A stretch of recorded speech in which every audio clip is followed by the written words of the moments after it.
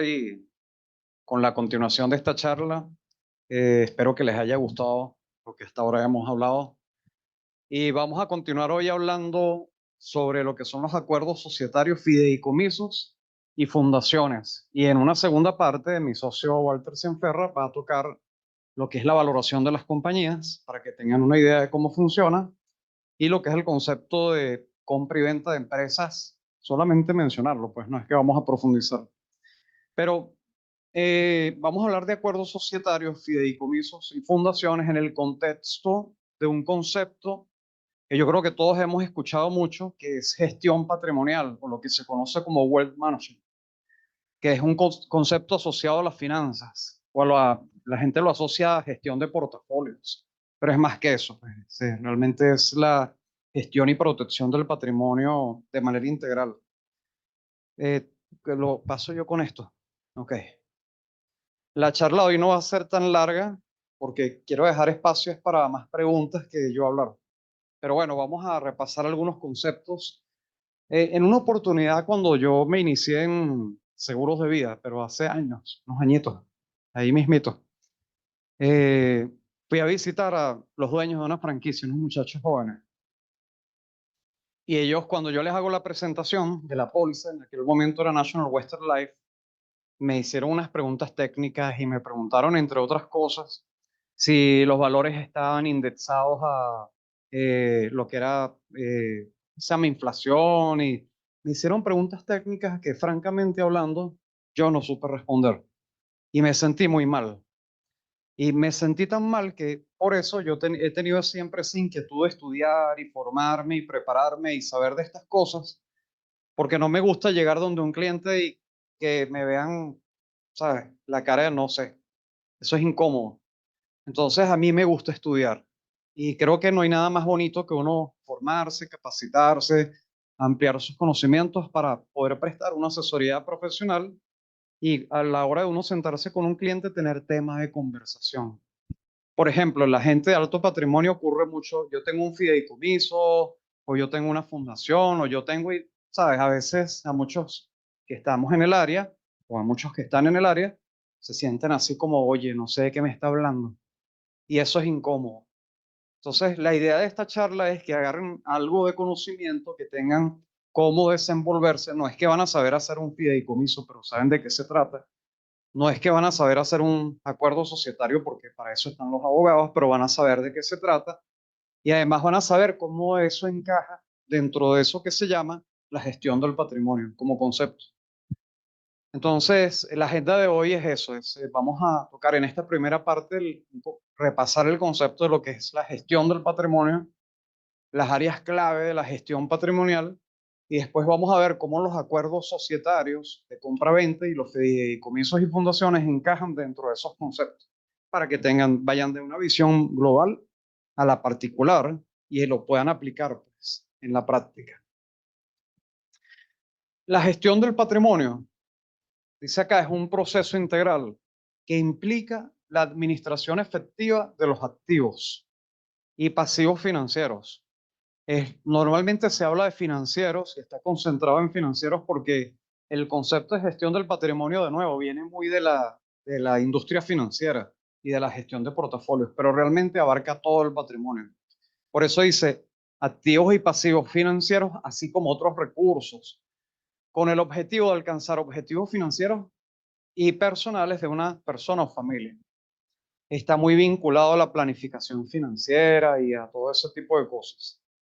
Aquí dice que esta gestión se lleva a cabo de manera profesional y estratégica, teniendo en cuenta diferentes factores como riesgo, rendimiento, liquidez y las necesidades específicas del cliente. Entonces, de nuevo, insisto, cuando hablamos de gestión del patrimonio, normalmente está muy vinculado, es un concepto que viene de la industria financiera, pero que desde la industria financiera se amplió para cubrir lo que es la protección del patrimonio de una manera integral, porque ya cuando hablamos de un fideicomiso, cuando hablamos de fundaciones y ese tipo de cosas, pues ahí puedes meter hasta el avión y la empresa. Entonces es amplio, pues. Ahora, hay aquí una cita de Warren Buffett que dice que la gestión del patrimonio no se trata solamente de acumular riqueza como mucha gente piensa, porque hay gente que lo asocia a acumular riqueza, sino de preservarla y de hacerla crecer para generaciones futuras. Entonces, creo que es un tema bien importante y bien interesante y sobre todo, si uno está en el ámbito del seguro de vida, en la gestión del patrimonio, o mejor dicho, la oferta de seguros de vida es parte del concepto de lo que es una gestión del patrimonio integral. Entonces, vamos a ver las actividades estratégicas asociadas a la gestión del patrimonio.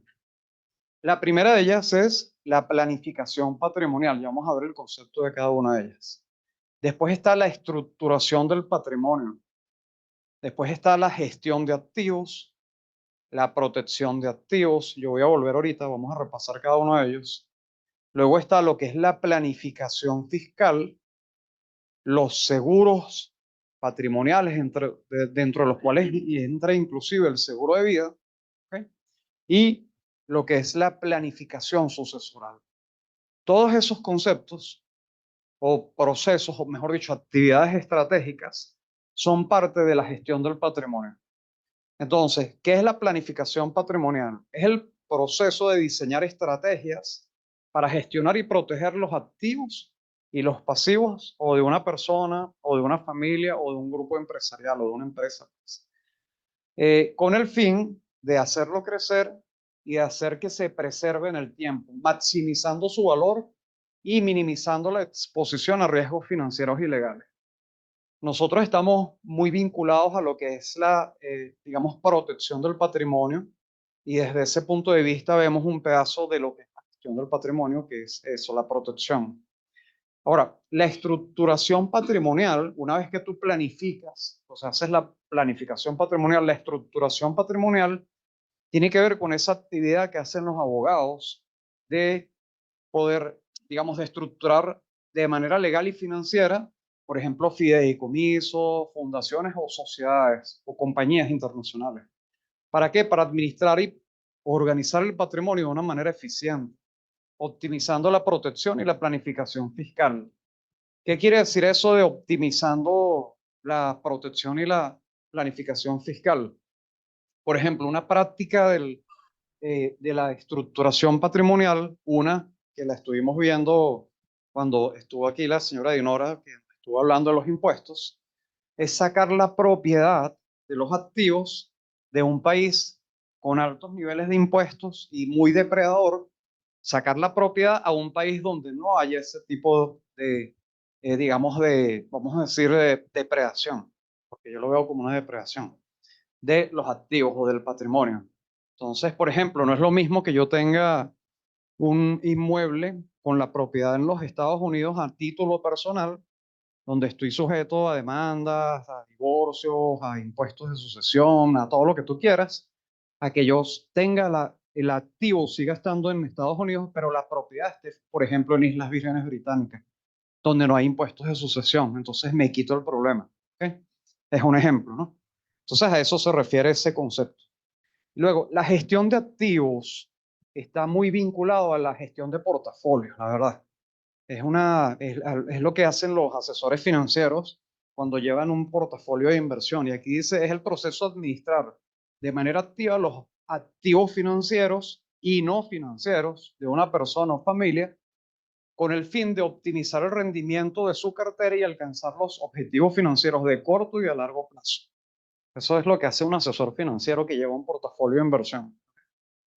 La protección de los activos, que es nuestra área de especialidad, una parte, o sea, una parte tiene que ver con implementar estrategias legales y financieras para proteger los activos de la persona o familia contra riesgos, como por ejemplo demandas, acreedores, divorcios u otros eventos que pueden poner en peligro la integridad del patrimonio. Por ejemplo, si yo tengo, cuando yo desde mi posición de especialista en seguro de vida, le digo a una familia que en vez de tener el patrimonio invertido en una cuenta bancaria en Estados Unidos donde está sujeto a demandas y todo lo demás, y le digo que si lo coloco en una póliza de vida no le van a afectar demandas, divorcios, etcétera, eso es una forma de protección del patrimonio, pero no es la única.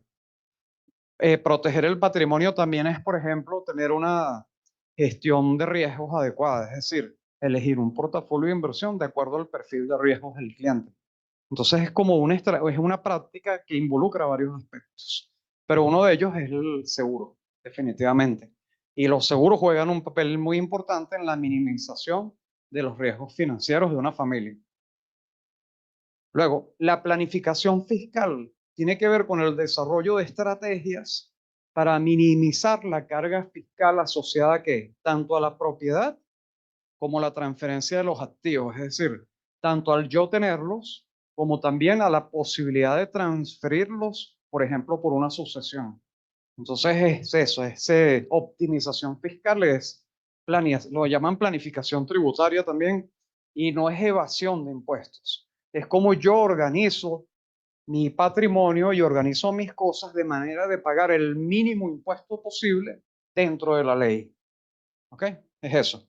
Y eso se hace aprovechando, por ejemplo, las exenciones fiscales. Por ejemplo, Limber ha mencionado mucho el Executive Bond en el seguro de vida, cómo se puede deducir de impuestos en el IRS, por ejemplo. Entonces, esa es una deducción que te ayuda a optimizar los impuestos.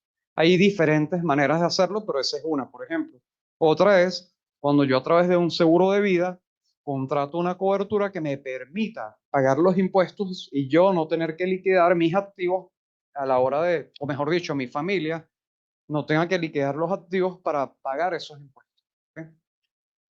Y los seguros patrimoniales son sumamente importantes en la protección del patrimonio, porque si nos vamos a las estadísticas en Estados Unidos, la mitad de las bancarrotas en Estados Unidos están asociados a problemas de salud donde la gente no tuvo una póliza de salud. Y eso es así, pues, o sea, algo así como creo que el 55 o 60% de las ejecuciones inmobiliarias y digamos, de las ejecuciones inmobiliarias y bancarrotas en los Estados Unidos es porque la persona no tenía una póliza de salud con que enfrentar esa salud. Es increíble, es increíble. De hecho, hay una estadística, no sé si es una de cada 4, 5 o 6 familias enfrentan en algún momento de su vida la bancarrota. Y es por esto.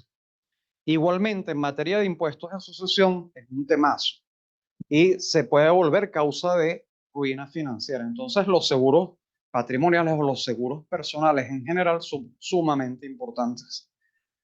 La planificación sucesoral es la planificación de la transferencia de los activos y pasivos a los herederos designados después del fallecimiento de una persona, o mejor dicho, designados antes, pero es la transmisión después de que alguien fallece. Es lo que hemos estado, por lo menos lo que yo he tratado de transmitir de lo que hacemos en empresas que perduran como actividad central, aunque al final del día terminamos haciendo todo, pero nos centramos acá. Y el objetivo es asegurar una distribución efectiva del patrimonio y minimizar tanto la carga fiscal como los conflictos familiares, que para mí es el centro de todo. Evitar las peleas, las disputas, los desacuerdos, que hemos encontrado que es la causa principal de la disolución de los patrimonios a través de nuestros estudios de por qué los patrimonios no se perduran en el tiempo. Ahora, ¿qué son los acuerdos societarios? Que siempre está esa duda de qué es un acuerdo societario y cómo encaja o cómo funciona. El acuerdo societario es un documento legal que establece las reglas y condiciones para la operación y gestión de una empresa, así como para regular las relaciones entre accionistas o socios y también entre accionistas y socios y sus herederos. Pero por eso se le llama acuerdos societarios o acuerdos de socios. Son fundamentales para proporcionar claridad y estabilidad en el funcionamiento de la empresa y resolver conflictos entre miembros, porque se establecen acuerdos justamente de cómo diluir o cómo resolver esos conflictos. Son parte integral de la gestión del patrimonio porque proporcionan, y esto es importante, un marco legal sólido para la protección y operación de los activos empresariales en el contexto de la empresa. ¿Por qué? Porque, bueno, está definido, por ejemplo, quién va a manejar la cuenta si alguien se incapacita, si el que firma se incapacita, quién va a llevar a cabo la gestión, por ejemplo, de esa cuenta bancaria o de la administración del patrimonio, por ejemplo. Igualmente en caso de muerte o en caso de conflictos, porque hay diferentes tipos de acuerdos societarios. El acuerdo societario de compra-venta es uno de ellos, pero hay diferentes tipos de acuerdos societarios. De hecho, ¿cuáles son los acuerdos societarios? Esto se me adelantó. Regulan aspectos clave como la gestión de la propiedad, la toma de decisiones, la distribución de beneficios. Por ejemplo, la semana pasada visitamos una empresa grande aquí en Venezuela, bastante grande, la verdad. Está valorada como en 35 millones de dólares. Esta gente cuando empezó el negocio se hicieron una idea de no tocar la utilidad. Entonces ellos tienen una política de reinversión. Todo lo que ganan lo reinvierten y viven, pero a un nivel de austeridad que es como si no tuvieran empresa. Y a punta de eso, en 10, 14, 15 años, han convertido una compañía que era chiquititica en un monstruo grandotote. Estilo Warren Buffett. Eso, algo así. Los socios son bien austeros, bien, y todo lo reinvierten. Entonces, eso tú lo puedes definir, por ejemplo, en un acuerdo societario. Luego, la resolución de conflictos también es un aspecto en la, digamos, en lo que es un acuerdo societario. Es cómo nos vamos a poner de acuerdo cuando haya que resolver diferencias.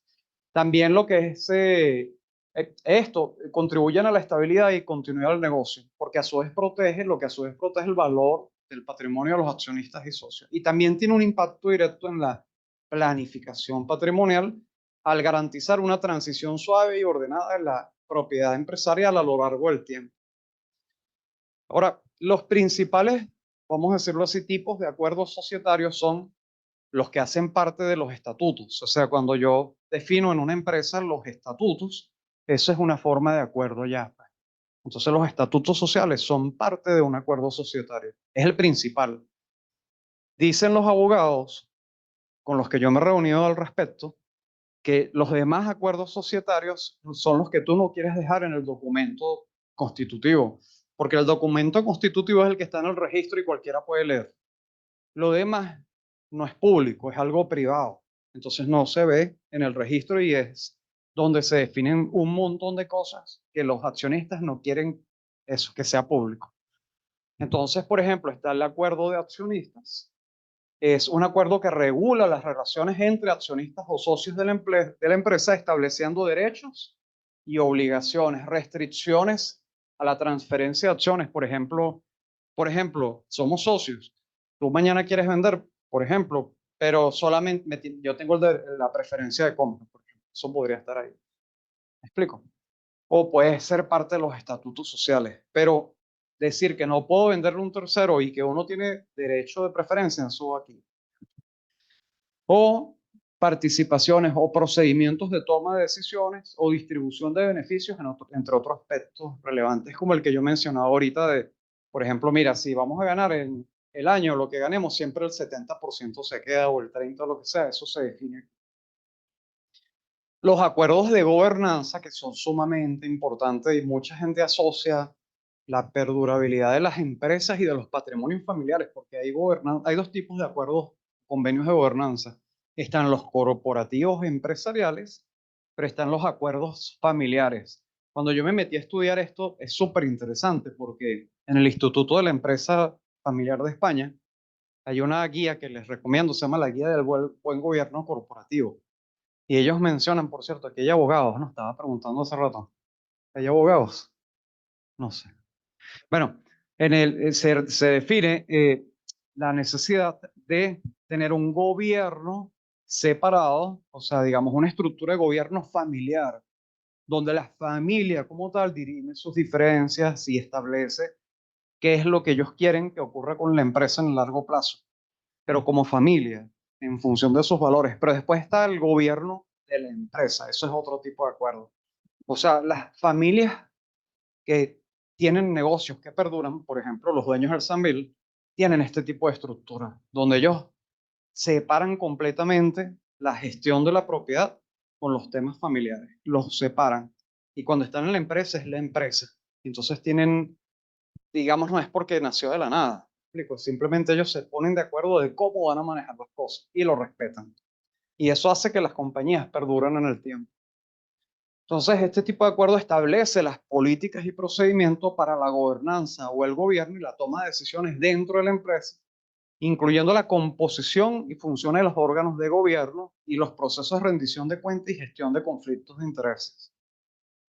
Los acuerdos de compra-venta, que es lo que nos interesa hoy, son precisamente los que definen las reglas y procedimientos para la compra y venta de acciones o participación de la empresa entre los accionistas o socios. Es fundamental para regular la salida de un accionista o socio, ya sea porque se jubile, porque se retire, porque quiere vender sus acciones, porque se murió, etcétera, ¿ok? Entonces, evitan conflictos. Ya todo está planificado. Entonces, vamos a profundizar en, ya no me pasa ya me dejó de cambiar, ya. Hombre, poca fe. Ay, Dios mío. Fe ahí. Eh, Hablemos un poco más de los acuerdos de compra-venta. ¿Qué es un acuerdo de compra-venta? Es un documento legal, como hablamos, que regula la compra o venta de acciones, participaciones o activos de una empresa entre sus accionistas o socios. Establece reglas y procedimientos que deben seguirse en caso de que un accionista desee vender sus acciones, así como cuando otros accionistas o socios deseen adquirirlas. Los principales, no voy a irme a nivel de profundidad, pero los principales componentes de este tipo de acuerdos o contratos son, primero, la definición de las partes involucradas, luego la descripción de la participación de cada uno de ellos, lo que es el precio de compra, lo cual lleva una valoración que está por aquí adelante, a los mecanismos de valoración, o sea, se define cómo se va a hacer la valoración y cuál es la metodología a aplicar. Las condiciones de la transacción. Ojo, cuando hablamos del mecanismo de valoración y precio de compra hay que tomar en cuenta que la mayoría de las compañías, los estados financieros preparados por el contador no reflejan el valor real de la empresa, pero aquí sí bien está reflejado. Y no ocurre cosas como la que yo les conté de este señor que literalmente perjudicó a la esposa del socio, el que tenía la empresa de construcción. Eso se evita allí, pues. Tienes las condiciones de transacciones, restricciones a la transferencia, derechos y obligaciones de las partes, cláusulas de no competencia, disposiciones de resolución de conflictos, cláusulas de cierre y de ejecución. Esos son todos los componentes de un acuerdo de compra-venta clásico. Los tipos más comunes de acuerdo de compra-venta son el de compra de la entidad o de entidad, el de compra cruzada, que es el más común, y creo que es el que la gente trata de vender más, donde cada socio compra una póliza a favor del otro, y los híbridos. Vamos a ver un poquito más en profundidad cómo son. El de compra de entidad es un tipo de acuerdo en el que la entidad o empresa misma es la que compra las acciones o participaciones de sus propios accionistas o socios. Es decir, falleció uno, los herederos van a recibir su dinero, pero la compañía absorbe las acciones. Ese es uno. ¿Okay? Y esto puede ocurrir en situaciones como la recompra de acciones por parte de la empresa, fusiones o adquisiciones, o donde otra entidad absorbe a la empresa adquirida, o inclusive en acuerdos de compra de acciones propias como parte de programas de incentivo para empleados. Es decir, por ejemplo, en una oportunidad estuve leyendo de una compañía que sus herederos no sabían del negocio y quisieron involucrar al gerente general. Entonces, dentro de las disposiciones estaba que en caso de morir o en el momento de morir el dueño, el gerente general iba a recibir un 10% de las acciones por las cuales él iba a pagar. Y entonces el seguro de vida contemplaba darle el dinero para que él comprara las acciones a los herederos. Es un ejemplo y eso se hizo por esta vía, por este tipo de acuerdo. ¿Okay?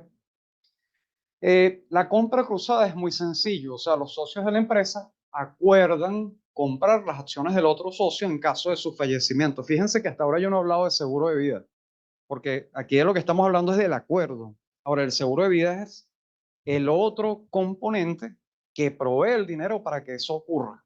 Si el socio quiere, pues, porque si él tiene plata con qué hacerlo, no necesita. En la mayoría de los casos sí necesitan dinero. ¿Por qué? Porque la mayoría de los empresarios no tienen dinero líquido, no tienen la liquidez, que al final del día es lo que a nosotros nos importa, ¿verdad? Que haya la liquidez. Este tipo de acuerdo se establece para garantizar una transición suave de la propiedad, en la traspaso de la propiedad en caso de eventos imprevistos que afecten a uno de los socios. Cada socio se compromete a comprar las acciones del otro usando fondos propios o a través de un seguro de vida, que es lo que más funciona, la verdad. Lo que permite, de hecho, sale más económico que dejarlo en el aire. O sea, que absorberlo uno, sale mucho más económico, porque el seguro de vida absorbe. Es correcto. En este caso, el seguro de vida contratado es a favor del otro, lo que permite que la participación del socio fallecido o incapacitado pase a sus herederos según lo dispuesto en el acuerdo. Y el híbrido combina los dos y se pueden usar en diversas situaciones. Puede implicar la compra de la totalidad o parte de las acciones, o que parte de las acciones las absorba la empresa y las otras la manejan vía cruzada, por ejemplo. Ya un momentico, aquí está Carlos con una pregunta. Fíjate, estoy leyendo el último párrafo ahí de compra cruzada. Dice, cada socio se compromete a comprar las acciones del otro socio utilizando fondos propios a través de un seguro de vida Oh, o a través de un seguro de vida. Ajá. Pero aquí pasa algo. Si dos personas están allí, muere uno, ¿ok? Aquí dice que se compromete a comprar las acciones del otro socio. ¿Quién las compra? O sea, la está comprando el sobreviviente y es a través de un seguro de vida se puede, o fondos propios, pues, propio o a través de un seguro de vida. que fue el que contrató, contrataron ellos al hacer el acuerdo para él ser el beneficiario directo del seguro de vida. Eso es correcto, es eso. Y los híbridos son eso, es lo que dice la palabra. Se puede hacer una combinación, pues. ¿Ok? Entonces, y se adapta a necesidades particulares de las partes involucradas y puede incluir disposiciones adicionales para garantizar una transición, en inglés es smooth, como suave, pero esa no es la traducción correcta, es como sin conflicto. Sería la forma correcta de decirlo. Y ahora hablemos de lo que se conoce como paraísos fiscales. Los paraísos fiscales son aquellas jurisdicciones o países que ofrecen beneficios fiscales favorables, incluyendo tasas impositivas bajas para uno, pues, o sea, dependiendo del lugar de residencia, o si estamos en Venezuela, un paraíso fiscal puede ser, no sé, capaz hasta Uruguay, por ejemplo, es un paraíso fiscal para nosotros. Estados Unidos es el segundo paraíso fiscal del mundo, después de Islas Caimanes. Pero sí, bueno, pero no, ellos no son tontos. El sistema financiero en Estados Unidos, el negocio es el dinero. Allá no fabrican nada. Allá el negocio es prestar dinero, manejar dinero. Entonces, no me extraña, pues. Pero bueno, ofrecen beneficios fiscales favorables, incluyendo tasas impositivas bajas o nulas, secreto bancario estricto y otras, aunque este secreto bancario estricto ha ido desapareciendo. Hoy en día está el compartir información, etcétera, solamente que Venezuela no es parte de eso. Ni Venezuela ni comparte información, ni le comparten información, pero otros países sí. Entre ellos lo hacen y cada vez vamos más digamos, a un mundo donde no hay el secreto como tal. Cada vez estamos yendo más hacia eso, ¿ok? Se está transparentando cada vez más. Pero el objetivo es atraer inversión extranjera y actividades financieras, atraer dinero. Es atraer dinero.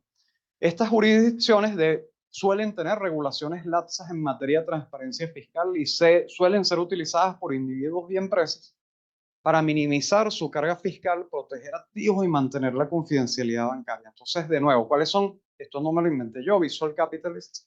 Los paraísos fiscales del mundo, el número uno es Islas Caimán, Estados Unidos, Suiza, Hong Kong, Singapur, Luxemburgo, Japón, Nueva Zelanda, perdón, Holanda es la cosa, Holanda. Islas Vírgenes Británicas, esto aquí no sé qué es, UAE, UAE, no sé qué es UAE. Guernsey, Reino Unido, Taiwán, Alemania, Panamá, Jersey, Tailandia, Malta, ¿ah? Emiratos Árabes Unidos, es esto. Está bueno. Bueno, aquí está todo, los paraísos fiscales más usados, de acuerdo a la cantidad de activos que tienen de terceros, pues, de otros países. ¿Qué es un fideicomiso offshore? Cuando hablamos de un fideicomiso en Estados Unidos, para nosotros es offshore, para que quede claro. O sea, offshore se traduce como fuera de la orilla, como todo lo que está fuera de tu país. Es correcto. El fideicomiso o los fideicomisos offshore son estructuras legales utilizadas para gestionar y proteger activos financieros y no financieros, o sea, activos o propiedades en jurisdicciones fuera del país de residencia o domicilio del fideicomitente, que es quien aporte o establece el fideicomiso, y del beneficiario, que es quien recibe los beneficios del fideicomiso. Ya vamos a hablar del porqué de esto. Estas estructuras son establecidas en países conocidos como offshore, que generalmente ofrecen beneficios fiscales de confidencialidad y de flexibilidad en términos regulatorios. ¿Por qué aquí dice que se utilizan fuera del país de residencia o domicilio, tanto del fideicomitente, que es quien aporta los bienes, como de los beneficiarios? ¿Por qué se hace eso? Por una razón muy sencilla, porque uno de los principios del fideicomiso es que por protección de los activos, si a mí me demandan, si yo vivo en Estados Unidos y a mí me demandan en los Estados Unidos y el juez ordena, porque yo perdí la demanda, que yo entregue los activos, si el fideicomisario, es decir, si el administrador de mi fideicomiso vive en los Estados Unidos, ese juez le puede dar una orden al fideicomisario de que entregue los bienes.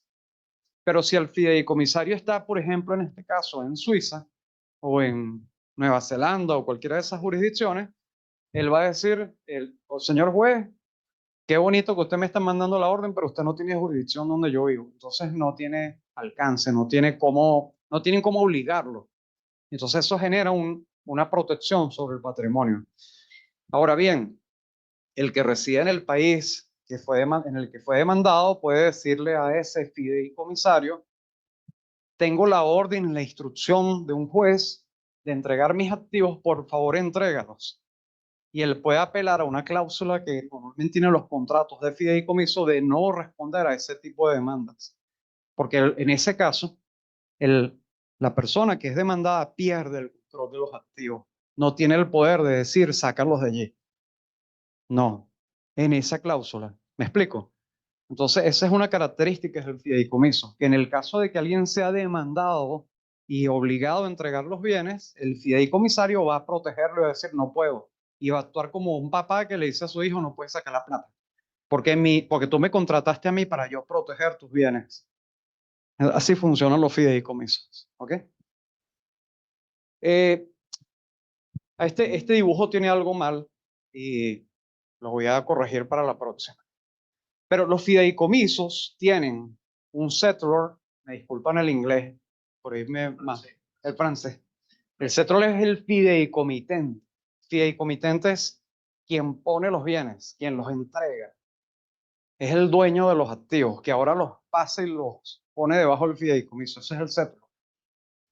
Tiene además un protector, o debería tener un protector, que es el que no va a permitir que el fideicomisario, en este caso, el fideicomisario, aquí dice que los beneficiarios son fideicomisarios, no, fideicomisario es este. Esto es lo que tiene de error esta gráfica. Hace que este señor que está aquí proteja el manejo del fideicomiso en cuanto a que este señor se le ocurra hacer algo que es indebido. Normalmente la actividad de gestión o manejo de un fideicomiso es algo que es muy regulado y las compañías que se dedican a esto son, pero, o sea, digamos, monitoreadas con lupa y si hacen algo indebido van presos. Entonces, este tipo de actividades son bien reguladas. Entonces, de nuevo, está el settlor o el fideicomisario, que es quien aporta los activos. Está el protector de esos activos que, digamos, verifica que el fideicomisario gestione los bienes en el mejor de los beneficios de los beneficiarios. Aquí dice distribución. La distribución en los beneficiarios pueden ser el mismo settlor, es decir, el mismo que aportó los bienes, es el primer beneficiario mientras esté vivo o mientras está en la mejor de sus capacidades. Entonces él puede decir, mira, yo quiero vender ese inmueble, yo quiero hacer esto, lo otro. El Este señor que está aquí arriba es como un administrador de los bienes del beneficiario principal en vida. Normalmente es quien aportó los bienes. Ahora, si él muere, entonces ahora los beneficiarios son los que él definió a través de lo que se conoce como la carta testamentaria, que también en inglés se le dice carta de deseos. ¿Ok? No los tengo aburridos, ¿no? ¿Seguro? Ya le vamos a hacer preguntitas. La conchita de mango. No, pero esto no es tan difícil, la verdad. Es relativamente sencillo. ¿Quiénes utilizan los fideicomisos? Los grandes millonarios del mundo. Este es un reportaje, esta es una página que es de crítica hacia las prácticas de los multimillonarios para no pagar impuestos y, ¿sabes? Y evitar pérdidas patrimoniales, etcétera. Dice aquí que más de la mitad de los 100 hombres más ricos o de las personas más ricas de los Estados Unidos utilizan fideicomisos para evitar impuestos de sucesión. Entonces realmente es común, pues. Y a nivel del Congreso, esta es una práctica aceptada, porque siempre hacen la regla, pero hacen la trampa para el que puede. Sí, la excepción para los ricos. Eso sí. Ahí está el lobby, pues, de los millonarios. ¿Ok? Entonces hacen todas las leyes, etcétera, pero bueno, los ricos no pagan. Ajá. ¿Cuáles son los beneficios de un fideicomiso? El primero de ellos es confidencialidad, porque, o sea, las jurisdicciones offshore suelen ofrecer un alto grado de confidencialidad en relación a la información sobre el fideicomitente, el beneficiario y los activos del fideicomiso. ¿Quién es el fideicomitente? Vamos a ver si se acuerdan. Ok, entonces, ¿los beneficiarios quiénes son? O el mismo, es correcto, el mismo que aportó los bienes, ¿de acuerdo? Y los activos, pues, o sea, lo que está allí, pues, que aportó. Entonces, para muchas personas, la confidencialidad es un tema importante, sobre todo que en países de alto riesgo político e inclusive pues de demandas, eh, de estar en la mira de personas malintencionadas, de gobiernos que se quieren quitar, apoderar de lo uno, pues lo que uno tiene, etcétera. Cuando tú haces esto, no tienes nada. Eres una persona que no tienes nada. Todo está allí, yo no tengo nada. ¿Me explico? En todo caso, soy beneficiario de un fideicomiso, más yo no tengo nada. Entonces, eso te evita cualquier cantidad de problemas. Eh, Proteger el patrimonio de miradas no deseadas. ¿Cuántas personas que han creado un patrimonio grande se enfrentan entonces ahora al problema de que sus hijos son sujetos de personas malintencionadas que se quieren casar con ellos para quitarles el patrimonio, etcétera? Entonces, protege inclusive el patrimonio de cara a los descendientes de los esposos y las esposas, etcétera, sin entrar en capitulaciones, por ejemplo, porque no hay que entrar en capitulación. Simplemente está separado. La protección. Aquí dice que pueden proporcionar un nivel adicional de protección de los activos al separar legalmente los mismos de los activos personales del fideicomitente, porque está separado, o sea, es aparte. Y esto puede ayudar a proteger los activos del fideicomiso ante reclamaciones legales, demandas judiciales o otro tipo de amenazas. Carlos, Adelante. buenos días, José Capito. Muchas gracias por esta maravillosa charla que nos estás dando. Muchas gracias, no sabes lo bien que me está cayendo. Cuando dijiste ahorita que una de las figuras del fideicomiso es para proteger los activos y los bienes de las familias, por ejemplo, hiciste la mención de cuestiones políticas o malintencionadas. Los beneficios, porque tú acabas de decir algo, que la persona que tiene todo en un fideicomiso me dice, yo no tengo nada, yo tengo todo eso está en un fideicomiso, yo recibo beneficios de ese fideicomiso, pero nada es mío. ¿Esos beneficios también son inembargables o pudiera ser que en algún momento legal esos beneficios le sean desprovistos a esa persona? Gracias. Sí, cómo no. La respuesta es muy sencilla. La desprotección no ocurre en el momento en que lo saco del fideicomiso. Así de sencillo. Entonces, si yo recibí $1 millón y los tengo allí en un fideicomiso, fue una herencia o lo que sea, o vino de un seguro de vida y en vez de venir a mí personalmente fue un fideicomiso, por ejemplo, aunque el caso del seguro de vida es distinto, ¿no? Pero recibió una herencia, Mientras está en el fideicomiso no se puede tocar, pero si lo saco, ya es otra cosa.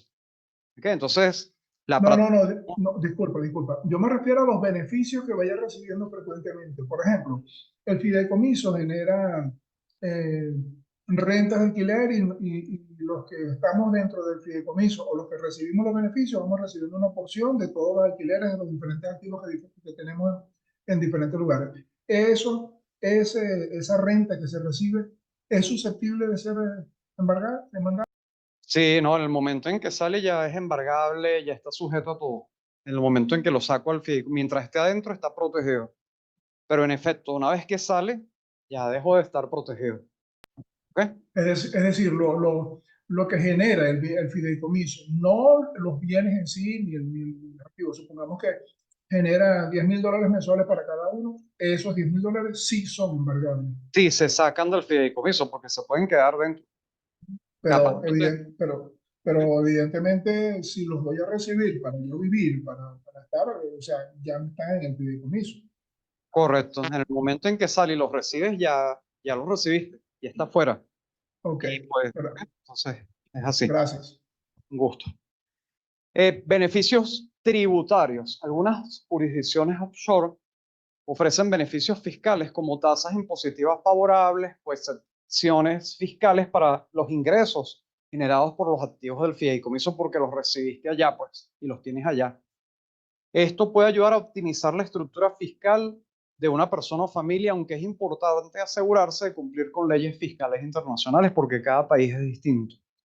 O sea, hay países donde eso está muy restringido, en otros sí se acepta. Hay que tener cuidado de dónde vive. Si tienes hijos, por ejemplo, tú eres español y tienes hijos en Estados Unidos, entonces necesitas un tipo de estructura distinta a si eres qué sé yo, un venezolano que tiene su familia aquí. ¿Me explico?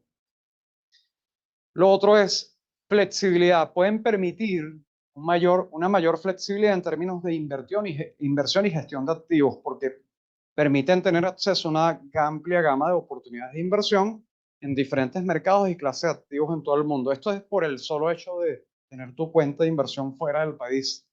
Y esto puede ayudar a diversificar el patrimonio y reducir el riesgo.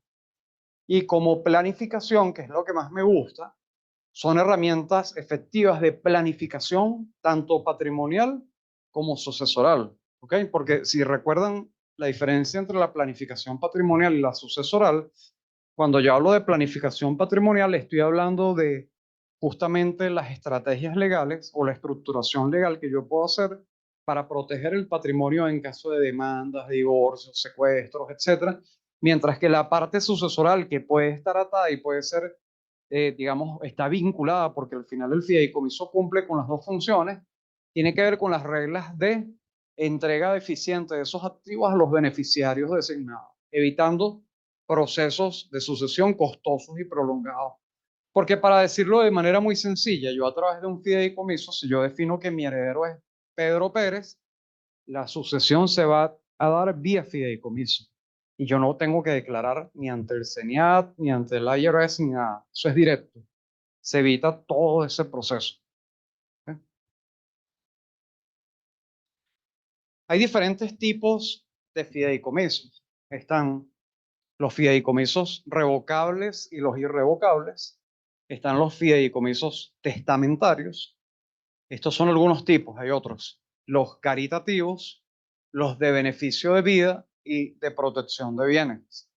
Entonces, por ejemplo, el fideicomiso revocable, que también se le conoce como, en inglés se le dice living trust, como fideicomiso de vida, o vivo, perdón dicho, mejor dicho, es la traducción literal, pueden ser modificados o revocados por el fideicomitente durante su vida. Son flexibles y suelen utilizarse para gestionar activos durante la vida del fideicomitente y facilitar la transferencia de activos a sus beneficiarios después de su fallecimiento. El irrevocable no puede ser modificado o revocado una vez que se establece. Por ejemplo, si yo defino, vamos a suponer un ejemplo, una herencia, le quiero dejar a mis hijos una herencia o a una hija y eso es para ella y no lo puede tocar nadie, entonces lo hago irrevocable y ese es mi regalo para ella. También se utilizan para proteger activos, reducen la exposición a impuestos y garantizan una transferencia de activos más segura y más efectiva. Los testamentarios se establecen en un testamento y entran en vigor después del fallecimiento del fideicomitente.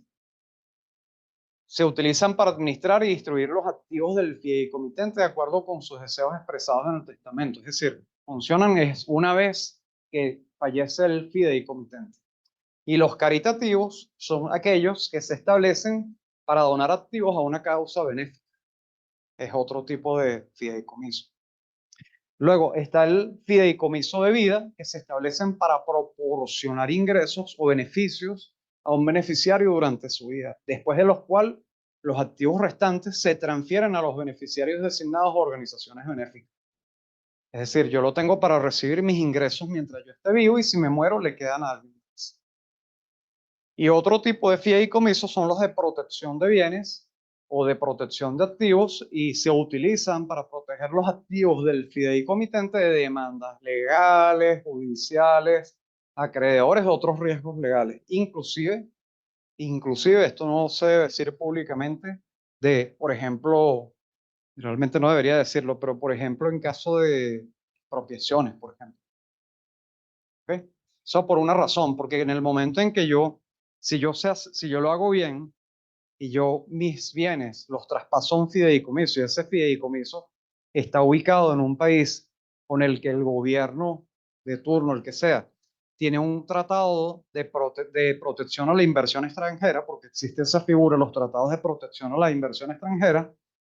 En caso de que haya una expropiación, el administrador, el fideicomisario en este caso, puede hacer una demanda contra el gobierno que lo haya hecho, sea chileno, peruano, el que sea, puede hacer una demanda y basado en ese convenio o tratado de protección a la inversión extranjera, pueden obligar al gobierno o que pague lo que vale el bien y rápidamente o devuelva los activos. La debilidad de eso está en si el gobierno demuestra, por eso digo, no se puede decir públicamente, que quien está detrás del fideicomiso si es una persona que vive en Chile, en Ecuador, en Perú o lo que sea, ¿sí me explico? Porque si demuestran que es una persona que es residencial en el país, se acaba la protección. Entonces esto hay que saber hacerlo. Las fundaciones offshore. ¿Qué es una fundación offshore? Son estructuras legales establecidas en jurisdicciones extranjeras igualmente con el propósito de administrar activos y llevar a cabo, normalmente cuando se habla de fundación se le asocia mucho con las actividades filantrópicas, pero realmente es una estructura que se utiliza mucho en la gestión y protección del patrimonio. Sí, se usa mucho, pero puede usarse para actividades filantrópicas, educativas, culturales o de beneficencia, en beneficio o de una causa específica o de un grupo de beneficiarios, es decir, los herederos, por ejemplo. Entonces tiene esa función también. Ofrece una herramienta para preservar el patrimonio, ¿verdad? Que está haciendo como calor, está como el aire como que no está funcionando hoy. Ofrece una herramienta para preservar el patrimonio a lo largo del tiempo. Pueden proporcionar beneficios fiscales y protección de activos, ya que los activos suelen separarse legalmente de los del fideicomitente o fundador, lo cual es similar al fideicomiso. ¿Okay? Y son estructuras más permanentes en comparación con lo que es un fideicomiso, ya que pueden existir en perpetuidad y continuar operando más allá de la vida del fundador. Porque el fideicomiso es un contrato, mientras que la fundación es algo que se registra. El fideicomiso viene del derecho inglés, está horrible el calor. El fideicomiso viene del derecho inglés, la fundación viene del derecho romano. De hecho, uno de los primeros países donde se empezó a ver fundaciones fue en Panamá, y estaban las famosas fundaciones de Panamá que agarraron mucha relevancia mucho tiempo, pero para los efectos, por ejemplo, en el caso de Venezuela, del CENIAT, son considerados, CENIAT está dentro de la lista, perdón, Panamá está dentro de la lista negra de CENIAT. Entonces, otras jurisdicciones que clásicamente tienen estructuras de fideicomisos basados en su origen de derecho inglés, como por ejemplo podría ser Barbados, han adoptado también la figura, además del fideicomiso, de la fundación. Y esto en realidad tiene mucho que ver con nuestra idiosincrasia como latinos, porque el latino es más propenso a ser una fundación que un fideicomiso. La verdad. De hecho, la mayoría de las estructuras legales que ustedes se van a conseguir están basadas en una fundación. Entonces no se extrañen cuando alguien les diga, no, es que yo tengo una fundación, pero es igual, es lo mismo. Tiene los mismos principios, tiene un fideicomitente, aporta. Lo que pasa es que varían algunas cositas. Es decir,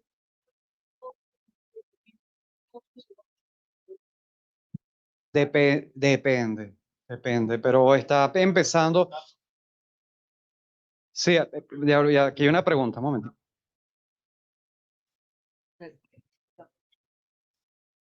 ¿Cuánto representaría el costo de formar un fideicomiso o una fundación? Y la respuesta es depende, porque ahí depende de para qué se va a usar, depende de dónde se va a utilizar, con qué objetivo.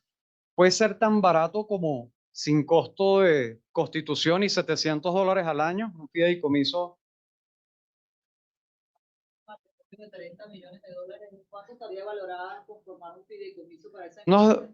mira, el fideicomiso que le estamos haciendo a ellos, ese fideicomiso, porque les estamos haciendo un fideicomiso, es un fideicomiso en Delaware, como el que yo les expliqué antes, que va a recibir los bienes del seguro de vida. Ese cuesta $6,600 una vez y no pagan más. Y más nunca van a pagar hasta que se active el seguro de vida y alguno de los socios fallezca. Ese, por ejemplo, cuesta esos $6,600. Una vez, cero, ese. Un fideicomiso de, por ejemplo, de Investors Trust, que es una compañía que está asociada a inversiones. Ellos tienen un producto que se llama el Access, que incorporó un fideicomiso. Ese cuesta $720 al año y no tiene costo inicial. Pero ese fideicomiso solamente sirve para gestionar los activos financieros invertidos en ese portafolio. Ahí no puedes meter el carro, la casa, nada. Es solamente para eso. Un fideicomiso para administrar un patrimonio completo puede costar $10,000 al año, la verdad. Y si le sumas la compañía que pueda tener abajo, una empresa en Barbados cuesta $5,000 al año. Por ejemplo, $6,000 al año, solamente la pura empresa. Pero una empresa en Islas Vírgenes Británicas te vale 1.500, 2.000. O sea, es que todo depende. Todo depende de la complejidad, de para qué se quiera, de qué es lo que se quiera hacer. O sea, barato no es. No es regalado, pero si la función es muy específica, no es caro. O sea, ese que yo estoy mencionando, que es para el acuerdo de, perdón, ese es muy económico. O sea, el de Delaware es muy económico como para soportar un acuerdo societario que no requiera, es decir, sí, porque lo que pasa es que, mira, tú puedes hacer un fideicomiso para hacer como el paraguas de todos los bienes. Eso es una cosa. O puedes hacer un fideicomiso para administrar el dinero que viene en un seguro de vida. Eso es otra cosa. Y eso no es igual. Bueno, la diferencia es que en el primero, si yo tengo un fideicomiso para administrar todos los bienes, eso requiere de una gestión. Capaz mañana tengo que hacer contabilidad, ahí tengo un inmueble que voy a vender, o mi compañía produjo utilidad y la quiero repartir. Todo eso, si estoy usando el fideicomiso o fundación para administrar todos mis bienes, cada operación cuesta, porque tienes una oficina que administra tus bienes. Es como una administradora. Mira, quiero comprar un inmueble, quiero sacar plata de aquí, quiero hacer esto, todo eso, todas esas actividades te las cobran.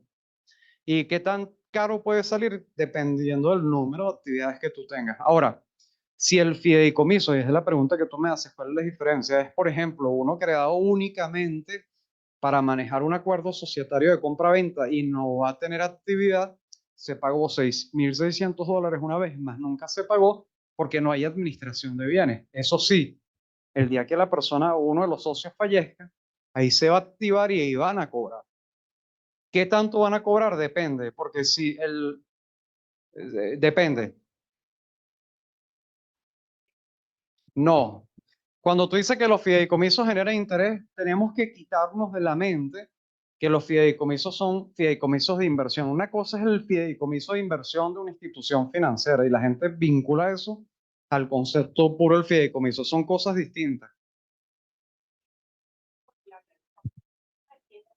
La mayoría de la gente cuando uno le habla de fideicomisos automáticamente piensa eso es de inversión. No, no, el fideicomiso tiene muchas aplicaciones. Una de ellas es la de invertir, pues, de servir como instrumento de inversión. O sea, por ejemplo, cuando hablamos de fideicomiso de inversión, como en el caso de Investor Trust, ¿qué es lo que ellos hacen? Ellos lo que hacen es, tienen un fideicomiso separado para que vean todas las funciones que hay, ¿no? Investor Trust o muchas compañías hacen esto, tienen, como hay una ley de segregación de activos, entonces ellos están obligados a tener los activos de los clientes aparte de los propios. Entonces se crea un fideicomiso, en el caso de Investor lo maneja JP Morgan, y ese fideicomiso totalmente separado e independiente tiene la ventaja de que si la compañía la demandan, no se debe ir contra esos bienes porque están separados. Ahora, hay compañías que dicen que hacen eso y en la práctica no lo hacen, ¿verdad? Hemos tenido experiencia en ese sentido, entonces hay que tener cuidado. ¿Tú tienes una pregunta por ahí? Ya va, un momentico para que si tienen preguntas las hacen aquí porque hay gente en línea. Es con respecto a las fundaciones. Me hicieron una pregunta y no supe responderla. ¿Cuál es la diferencia entre una fundación Panamá y una fundación de otra jurisdicción? Gracias. O sea, digamos en cuanto a fundación, como característica de fundación no hay ninguna diferencia. O sea, la diferencia básicamente es la jurisdicción, el marco jurídico. Y el marco jurídico sí, exacto, y sí afecta porque de repente para un país la jurisdicción de Panamá es aceptable y para otro no. ¿Me explico? Entonces depende, ¿ok? Pero las fundaciones se pueden hacer. El primer país que hizo fundación se llama Liechtenstein. Es un país por allá en Europa chiquitico que están los ultramillonarios, así que es muy explosivo. Después siguió Panamá, pero y entonces hoy en día lo hace también Barbados, también lo hace, perdón, disculpa, Antillas Holandesas, Nueva Zelanda, están haciendo fundaciones, al igual que fideicomisos. Y eso, depende de cada caso, depende de dónde están los beneficiarios, todo depende. No les voy a decir que es como una cajita feliz y a todo el mundo lo vamos a meter por aquí porque es mentira. O sea, cada caso es completamente distinto. Pero lo bonito es que entiendan que el fideicomiso se puede usar en diferentes formas y con diferentes soluciones y dependiendo de qué es lo que se va a hacer o lo que se desea hacer o fundación va a tener un costo. Pero hay que quitarse esa idea de la mente que el fideicomiso es algo de inversión, que genera un interés. ¿Ok? Sí. Una pregunta, Adelante. con permiso. Mira, con relación a las leyes de inversión extranjera que tienen los países que prohíben que otros países inviertan en el país en que uno está, como pasa en Venezuela, hay prohibiciones de inversión extranjera en Venezuela. ¿Qué pasa cuando el fideicomiso que se hace propietario de las propiedades de alguien que tiene empresa y lo pone en el fideicomiso, lo saca del país? Es como que una empresa extranjera tuviera propiedades en Venezuela al tener al hacer el fideicomiso. ¿Qué sucede en ese caso? No sé, no entiendo porque Eh, no sé la ley Ok, esa es la pregunta. Sí, o sea, funciona de la siguiente manera. Cada país, los abogados de cada país eligen establecer fideicomisos y fundaciones para la propiedad de los activos en países donde con los que el gobierno tenga tratado o afinidad o que sean aceptables. Por ejemplo, en el caso de Venezuela, por ejemplo, que es aceptado Barbados, Panamá no es aceptable. Islas Vírgenes Británicas es lista negra. Ellos tienen algo que llaman lista negra. España es aceptable. España tiene una figura que se llama la ETP española, Entidad de Tenencia de Valores Extranjeros Española. Es aceptable para tener propiedad de activos en Venezuela. Holanda y Antillas Holandesas y Nueva Zelanda. Otras jurisdicciones no son aceptables aquí. Pero Estados Unidos, por ejemplo, Islas Vírgenes Británicas es aceptable. ¿Me explico? Entonces depende de cada caso. Ahora, hay gente que no sabe de esto y respondiendo a tu pregunta, establece un fideicomiso que termina siendo ilegal y eso presenta problemas y es objetado. ¿Ok? Entonces debe hacerse en una jurisdicción y de una manera que sea aceptable y que vaya acorde a la ley. ¿Ok? No sé si eso responde a la pregunta. Sí, pues claro, muy amable de tu parte, gracias. Justo. Carlos, Adelante. ¿cómo estás? Bien. Te habla Janet Levy, ¿Cómo estás? de acá de Venezuela. Ajá. Ya déjame subirle el volumen aquí para escuchar. Ok. Mi pregunta es, ¿podrías repetir, por favor, la diferencia entre fideicomiso y fundaciones? Uno. Dos, ¿es conveniente en un acuerdo entre socios para una compra-venta de un activo en Panamá hacer ese fideicomiso para proteger ese dinero dentro de Panamá o fuera de Panamá? Ok. Y tres, Ajá. los fideicomisos están regidos por leyes internacionales. Esas son tres preguntas. Gracias. ¿Cómo no? Vamos con la primera. La diferencia entre un fideicomiso y una fundación es que un fideicomiso es un contrato entre partes. Hay un fideicomisario, una empresa, muchas veces son instituciones financieras que tienen un contrato a través del cual reciben los bienes en confianza. Por eso se llama fideicomiso o trust. De hecho, trust se traduce como confianza. Entonces yo le dejo mis bienes en confianza a un tercero para que los maneje por mí vía un contrato privado. Eso es un fideicomiso. La fundación, la diferencia es que sí es como una empresa que la registras y tiene un registro como tal y por eso dice que tiende a ser, puede ser perpetuo, no tienen un tiempo definido. Las fundaciones no tienen tiempo de vigencia. Entonces, se parece más a lo que nosotros conocemos como una compañía que se registra, se le ponen sus condiciones, etcétera. Esas son las dos grandes diferencias. O sea, la gran diferencia entre ambos, para decirlo de esa manera, ¿no? Segunda pregunta que me hiciste es si es conveniente que el acuerdo societario se registre en Panamá, etcétera. Les voy a decir algo, el acuerdo societario es aparte del fideicomiso, son dos cosas distintas. El acuerdo societario es el contrato que suscriben los socios de manera privada, lo pueden notariar, aquí en Venezuela si son venezolanos lo notarían, explico, o sea, tienen un convenio privado que es aparte del fideicomiso. En el acuerdo societario se puede establecer eso, que haya un fideicomiso, que reciba los bienes, etcétera. O sea, el acuerdo societario es eso, es el acuerdo entre socios, donde yo establezco todo lo que yo quiero relacionado a la operación del negocio. Pero, de nuevo, es un contrato, no es una compañía, no tiene que, o sea, no es directamente vinculado al fideicomiso. De hecho, el acuerdo societario no se redacta dentro del fideicomiso, son figuras distintas que se interconectan. Y lo tercero es sí, los fideicomisos son regidos por, igual que las fundaciones, leyes internacionales. ¿De dónde? Del país donde se opere. Por ejemplo, si yo hago un fideicomiso en Barbados, entonces hay leyes en Barbados muy estrictas que regulan la operación y el servicio de los fideicomisos o las fundaciones. No sé si eso responde a la pregunta. ¿Ah?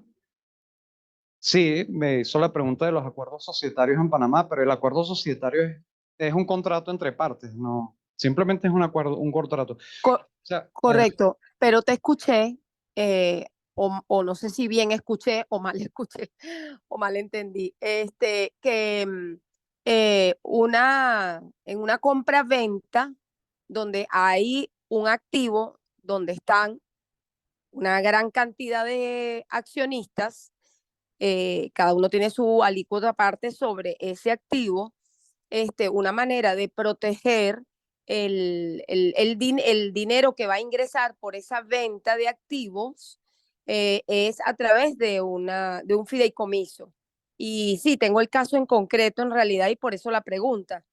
Entonces, en ese caso de ese activo en Panamá, donde hay muchos accionistas, en el momento que se va a hacer la compra-venta, debe haber primero entonces un acuerdo entre socios como un contrato donde se establece que vamos con un fideicomiso. Uno. Dos, ese fideicomiso es conveniente legalmente para realmente proteger ese patrimonio que va a ingresar por la venta de ese activo, hacerlo en el mismo Panamá o fuera de Panamá. Y en cuanto a los costos, tú dices que Delaware es más económico. Entonces, ¿qué recomendaría tu empresa acerca de este punto? Se va a vender un edificio donde hay muchos socios y se necesita tener certeza de que ese dinero esté a buen resguardo y en el momento de que se va a liberar el dinero, pues se haga la entrega correctamente y no haya un vivo o una malversación o un desvío de ese dinero. Entonces, allí es la pregunta. Gracias, Sí, cómo no. Carlos. Okay. Lo que pasa es que tu respuesta para yo responder, perdón, tu pregunta, para responderla tendría que hacerte preguntas. Por ejemplo, ¿dónde está ese inmueble? ¿Está en Panamá? En Panamá. Entonces el fideicomiso, mi recomendación sería que no esté en Panamá. Punto Ajá. número uno. Porque un principio de las estructuras es que los inmuebles estén en un sitio y la estructura legal esté fuera del lugar donde están ubicados los activos y de la residencia. Eso como punto número uno. ¿Por qué? Porque en el momento en que tú tienes el activo en un sitio y además el fideicomiso funciona en el mismo sitio, si hay una demanda, el fideicomisario está sujeto a las leyes en ese país y entonces ya ahí quitas uno de los elementos de protección. La pregunta es, ¿esa fundación ya está establecida o la van a establecer? No, no está establecida la fundación. Es un hotel que llaman Condo Hotel. Es el caso Perfecto, específico. perfecto. Y se está vendiendo la edificación con todo, o sea, todo lo que representa ese hotel. Yo te recomendaría Y que hablemos aparte y yo te ayudo. te lo voy a agradecer y me encantaría dejes tus contactos para contactarte. Seguro. Yo ahorita te lo Gracias, y vemos el gracias, caso Carlos. en específico porque el tema lo que hace complicado esto es lo siguiente. O sea, depende de dónde residen las personas. Entonces, Ok. tú tienes muchas personas, pero unas son venezolanas, otras viven en Estados Unidos y otros viven en otro lado. Entonces, la Es estructura correcto. de eso. ¿Ves?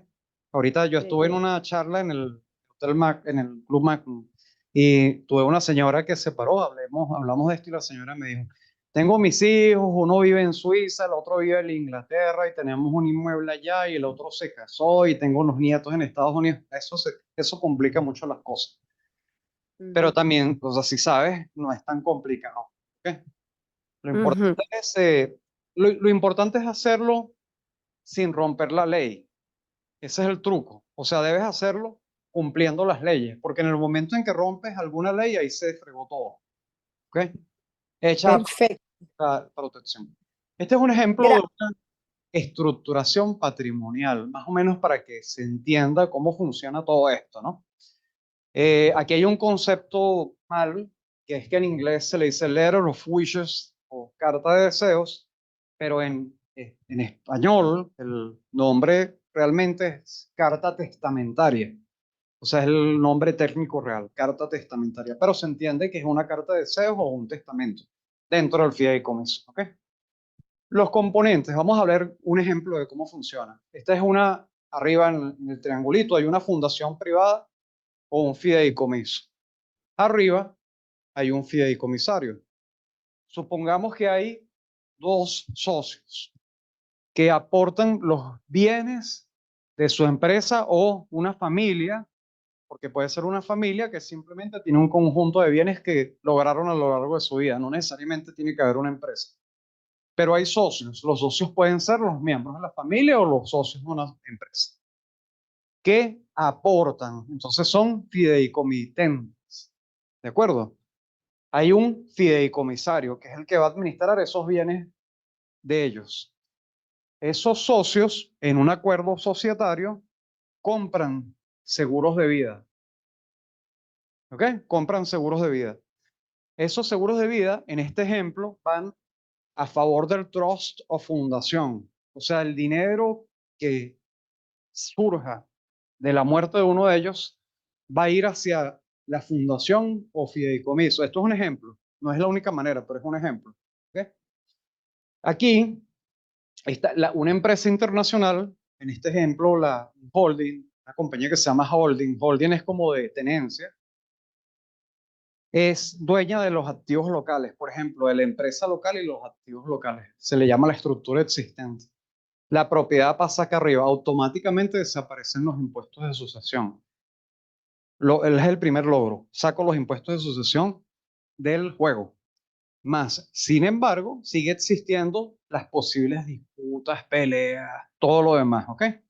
Está la compra y venta de esos activos. Si es una empresa de $1 millón y cada socio tiene $500,000, sigue existiendo el tener que pagar a los herederos ese $500,000. Entonces no quiere decir que el seguro de vida salga del juego. Simplemente que ya no es para el pago de impuestos, es para otra cosa, ¿ok? Ahora, la empresa de seguros asume el riesgo financiero de la solución. En este caso, llámalo BMI, Fidelity, quien sea. Y esa empresa de seguros emite pólizas cuyas características son, número uno, el contratante es la estructura, en este caso la compañía. El beneficiario es la compañía, pero con una cuenta bancaria que tiene aparte, pues obviamente para eso. ¿Ok? Y es un ejemplo, ¿no? Y los asegurados son los socios. ¿De acuerdo? De este lado, ¿qué hay? Beneficiarios. ¿Quiénes son los beneficiarios? En vida, los mismos socios. ¿Ok? O sea, simplemente que ya yo no soy dueño. El dueño es no el fideicomisario, ojo. El dueño de los bienes ahora es el fideicomiso o fundación, porque tiene como vida propia. ¿Ok? Y en esta carta de deseos o carta testamentaria de fallecer un socio, se puede establecer, por ejemplo, que el socio recibe el 100% de las acciones y la familia recibe el valor de las acciones vía transferencia bancaria y no hay disputa, ahí no hay nada. Ahí no hay que vamos a ponernos de acuerdo, ahí no hay que, ay, es que yo soy el heredero y a mí no me parece cero. Él recibe su platica y ya.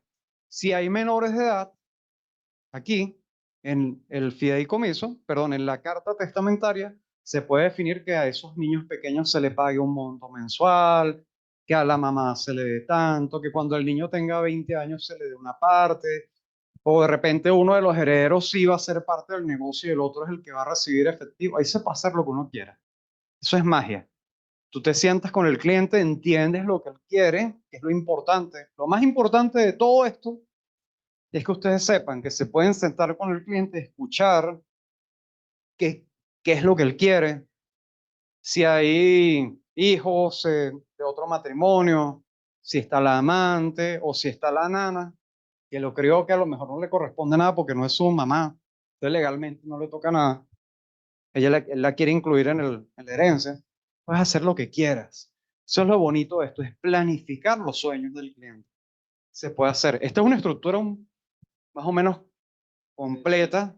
No, es completa, a diferencia de, por ejemplo, una donde solamente se haga un fideicomiso que no es de tenencia de bienes, como que yo les decía. Es un fideicomiso que solamente se activa cuando recibe el dinero. Es una estructura más sencilla. Esta es una que combina las dos cosas. Este ejemplo, digamos, el recibir los fondos del seguro de vida, pero también tenencia de los bienes. Es una figura que tiene doble función. Este ejemplo. Hay diferentes dibujitos, cosas que se pueden hacer, o sea, esto puede ser tan complicado como, por ejemplo, hay una empresa internacional holding de los activos en Venezuela que es de Barbados, pero a lo mejor el cliente tiene bienes en los Estados Unidos, entonces, en vez de tener una sola compañía, tiene dos, y la otra empresa es la dueña de los bienes en Estados Unidos, por ejemplo. O sea, esto es como un Lego. Se ponen cajitas y hay cosas que yo he visto como un fideicomiso que es dueño de otro fideicomiso, que es dueño de otro fideicomiso, que le agrega una hiper recontraprotección. Eso depende del tamaño del patrimonio del cliente, depende de muchos factores, ¿ok? Pero por aquí hay una pregunta. ¿Qué decías tú? Aló. Yo aquí reflexionando porque esas son estructuras un poco complejas, ¿ok? Hay que tener ciertos conocimientos y eh, los clientes a veces se complican ellos solos cuando tú empiezas a decirle de la manera más sencilla posible estas cosas. Entonces lo que nosotros encontramos, estas son soluciones espectaculares y únicas para empresas grandes, a mi manera de ver. Porque las pequeñas y medianas, tú puedes calcular dentro del seguro de vida los impuestos sucesorales. O sea, la estructura de fideicomiso te ayuda a evitar una cuantía inmensa en impuestos sucesoral cuando los activos que vas a poner bajo el fideicomiso son muy grandes. Pero las pequeñas y medianas empresas que uno puede manejar, uno mete dentro del seguro de vida y queda el acuerdo societario interno y listo. Ya está, no se complique. ¿De acuerdo? Y es para el bien de ustedes y del negocio que quieran hacer, porque se lo ponen más sencillo. Esto es una solución que requiere cierta experticia y no se pongan a hablar de fideicomisos si no lo manejan de la A a la Z como es.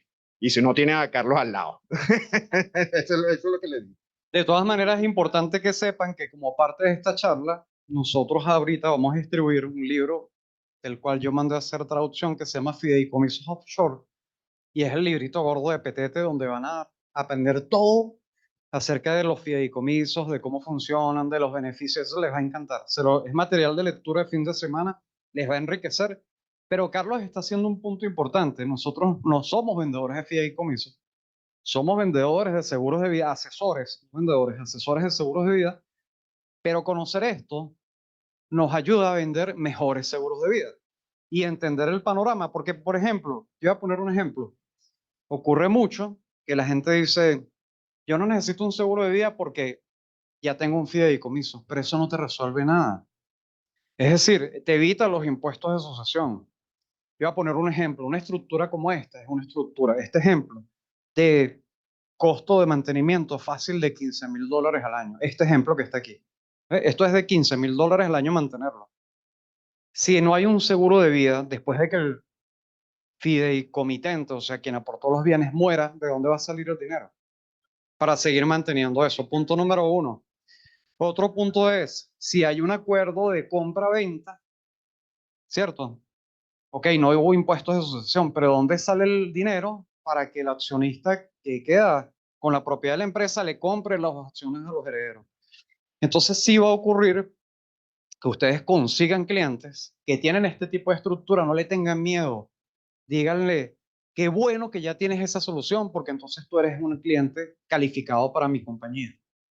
Eso es lo que ustedes le tienen que decir. Y qué bueno que tienes un fideicomiso, porque quiere decir que ya tú eres un cliente calificado para nuestra compañía. Yo te quiero hablar de algo que va a fortalecer lo que tú tienes desde el punto de vista financiero y además con el acuerdo societario que casi nadie tiene. Porque la mayoría de los empresarios no tienen un acuerdo societario robusto y menos aún con un seguro de vida. Y eso se los puedo decir con toda la propiedad del mundo. Porque yo me he hablado con las firmas de abogados más fuertes del país y cuando les llego con esto se quedan, yo no sabía eso.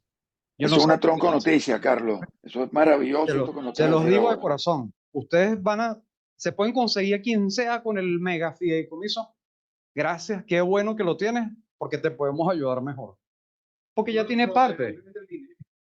Perdón. Nosotros somos los proveedores del dinero para que eso se sostenga, se mantenga en el tiempo, etc. Entonces, la verdad es que hay una base para financiar. Sí, sí. De hecho, yo típicamente, muchos fideicomisos, es porque es algo que yo hago, y lo hacíamos en Inesco, ¿tú te acuerdas? Un portafolio de inversión que rinda la plata para que pague todo eso, incluyendo el seguro de vida. Y también, y el seguro de salud y el seguro de vida, no sé. Yo no sé si Walter Cianferra está en línea para que hable la parte que tiene que ver con valoración. Estoy en línea. Ah, ok, Walter, te cedo la batuta, la palabra y al final si preguntas cerramos. Buenos días a todos, gracias por su tiempo. Pues Carlos dio una exposición bastante extensa y nutritiva para todos sobre el tema de los fideicomisos y en su conversatorio habla de compra cruzada o compra-venta cruzada de la empresa. Y si bien yo voy a hablar también de compra-venta de empresas, no voy a hablar, como en el caso de Carlos, de compra-ventas de empresas, o sea, de compras y ventas internas de la empresa, que es el punto que toca Carlos. Sino que yo voy a hablar sobre compra-venta de empresas ajenas al grupo empresarial que eventualmente puede ser cliente nuestro. Quería establecer esa diferencia. Carlos habla de compras internas de la misma empresa entre los socios. Yo estoy hablando de la posibilidad de que un grupo empresarial compre una empresa fin o complementaria, o que como solución decidan, como solución para la protección del patrimonio, decidan vender la empresa. Y no se podrá hacer la pregunta, ¿por qué alguien vendería su empresa si la empresa es exitosa? Pues los casos son infinitos, pero yo voy a citar uno porque fue una experiencia personal. Hace bastantes años, todos conocen la Monserratina, me imagino. La Monserratina fue una empresa fundada por un señor catalán de nombre Isidro Berenguer, una empresa con unos productos, pues, a quienes nos gustan ese tipo de productos, pues la mejor del mercado. Y en algún momento, pues tuvimos que tener varias entrevistas con él para entender exactamente por qué quería vender la empresa y por supuesto cuáles eran sus aspiraciones y cómo sustentar sus aspiraciones. Y resulta que ese señor tiene dos hijos. Uno es una niña, bueno, no es niña en aquel momento, ahora ya debe ser una mujer cercana a los 30 años, una muchacha en aquel momento. Interesante la clínica. ¿Me escucha? Señalaba que la hija del señor Isidro Berenguer, pues le manifestó a su papá que sentía repugnancia por el olor de la carne de cerdo. Y el otro hijo tenía un problema de salud mental que no le permitía dirigir la empresa. Entonces, si el señor Berenguer transfería la empresa a sus hijos, no iba a transferir una herencia, realmente iba a transferir un problema, porque tenía una hija que no tenía ninguna motivación para ir a la empresa y un hijo que no tenía la capacidad. Finalmente esa empresa le fue vendida a Plumros. Actualmente Monserratina le pertenece a Plumros. Eso es uno de los múltiples posibles casos en que la solución para nuestros clientes es vender su empresa, porque no hay una sucesión que la pueda manejar. Pero también puede ocurrir, y también he estado cerca de ese caso, que el grupo empresarial quiera comprar una empresa. Y les cito también un caso de la vida real. Y además es un amigo de mi familia, de la comunidad italiana. Este señor, el propietario de la empresa, un señor de que es un señor admirable realmente porque tiene 90 años aproximadamente y trabaja todos los días. Es propietario de una empresa de estruzados salados. Para decirlo en términos criollos, estruzados salados son chugüí, chistrí, todo ese tipo de productos que se hacen con maíz saborizado o con queso. Y pues básicamente esa empresa está delegada, está completamente dirigida por el nieto de ese señor.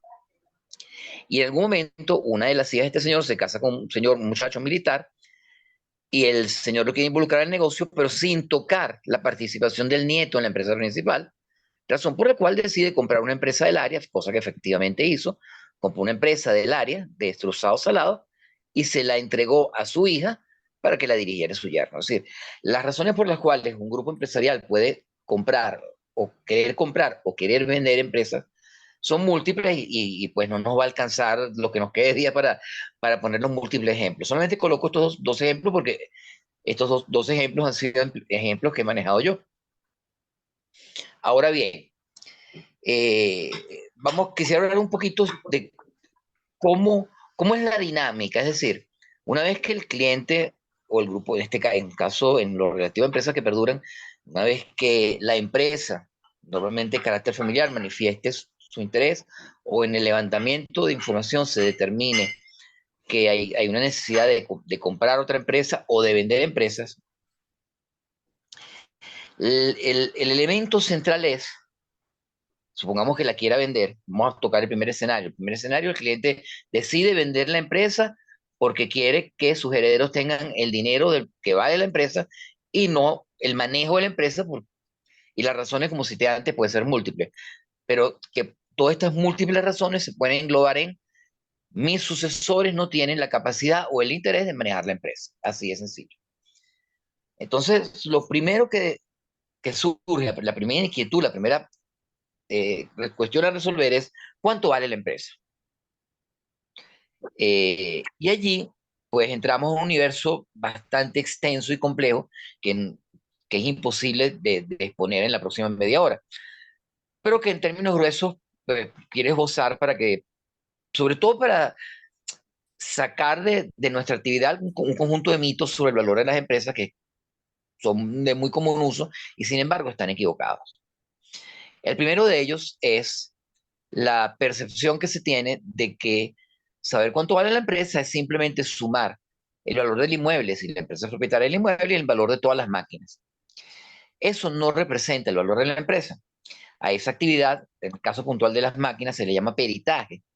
Y lo único que hace es sumar el valor de toda la maquinaria y equipos en el estado que están, si se venderían en el mercado secundario.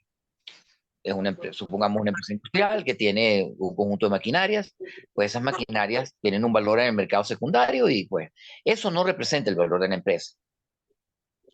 Aquí podría surgir la pregunta, ¿para qué sirve un peritaje? ¿Perdón? ¿Hay alguna pregunta? Ok, continúo. El peritaje tiene como único objetivo, a ver, o principal objetivo, básicamente sustentar algún tipo de crédito. Cuando la empresa va a la banca comercial a solicitar un crédito, sea por capital de trabajo, sea por ampliación, lo único que tiene el banco, el único recurso que tiene el banco en la eventualidad de que la empresa quede insolvente es ejecutar los activos para recuperar su dinero. Por lo tanto, va a prestar siempre por debajo del valor de ese peritaje, porque es lo único que puede hacer el banco. Pero en estos efectos, el peritaje no tiene absolutamente ningún valor. Y aclaro que dije esta frase en forma contundente y sin embargo no es tan cierta, pero por ahora vamos a quedarnos con eso y después lo explico mejor. Entonces, ¿cuánto vale una empresa? Volvemos a tumbar un segundo mito. Muchas personas piensan, o hay una cultura en algunos sectores que habla de que la empresa vale 7 meses de facturación, que vale un año de utilidad neta, que vale... Todo eso es falso. Para determinar el valor de la empresa, el método que se utiliza y que vamos a utilizar nosotros en nuestro caso, siempre es el método de valoración por flujo de caja descontado, flujo de caja libre descontado. Como señalé al principio, no voy a entrar en tecnicismo, no va al lugar, pero sí es importante saber qué se entiende por flujo de caja descontado en términos sencillos.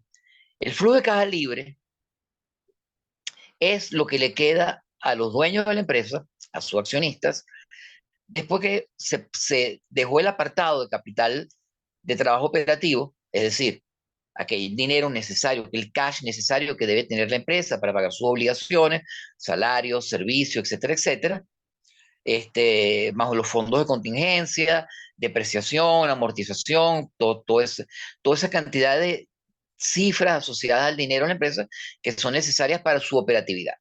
Una vez que de la utilidad neta se extrae ese flujo de caja operativo, lo que queda va para los bolsillos de los accionistas.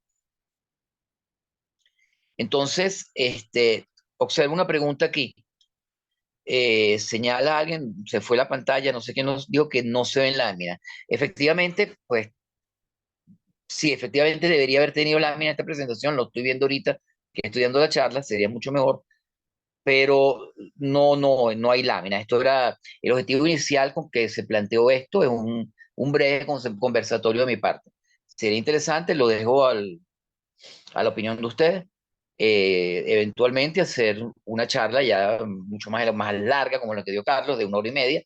Esta charla no va a durar mucho más que este tiempo que estoy invirtiendo en ella, con sus respectivas láminas, y si a bien lo tienen ustedes, podemos ya entrar en aspectos técnicos y aspectos numéricos, que no era mi objetivo.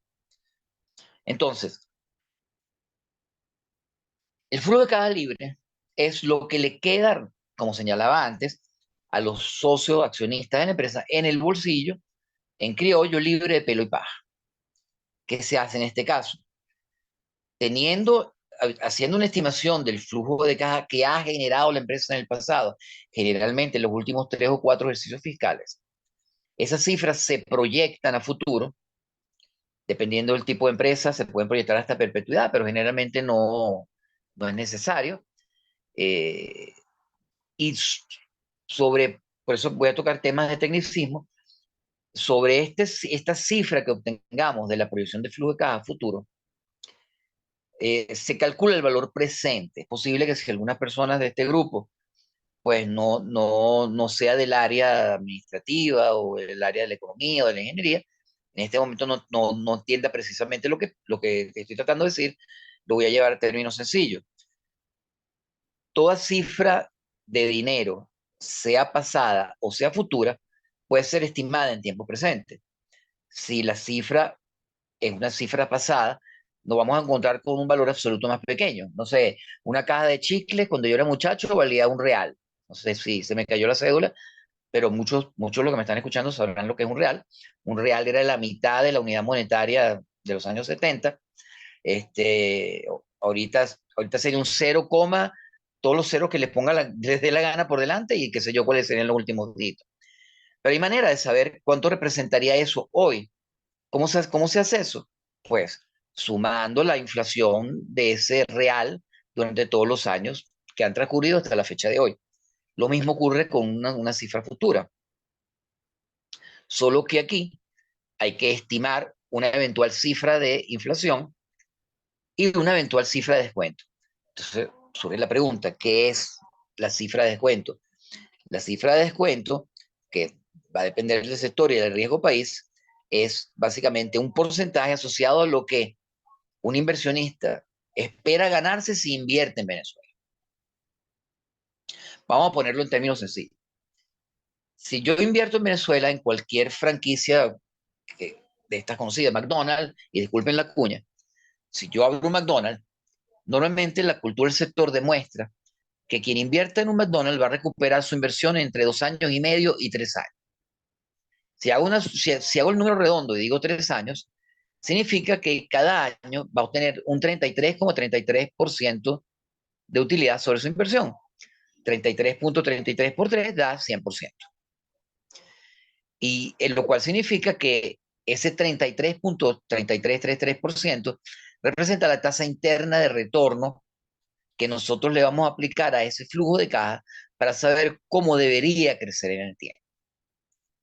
Cuando yo entonces agarro esa todavía no existente ganancias proyectadas al futuro y las llevo a valor presente, obtengo el valor de la empresa que funciona para nuestra actividad. Ahora, no sé si a esta altura hay alguna pregunta, algún comentario al respecto. Aquí dice que siga para no perderte el hilo porque están anotando como la escuelita, pero es en línea. Ok, voy a ir un poquito más lento. Cuando yo les hablé del peritaje, les señalaba que básicamente para nuestra actividad no sirve. Y también les dije que eso no era completamente cierto. Ahora explico por qué.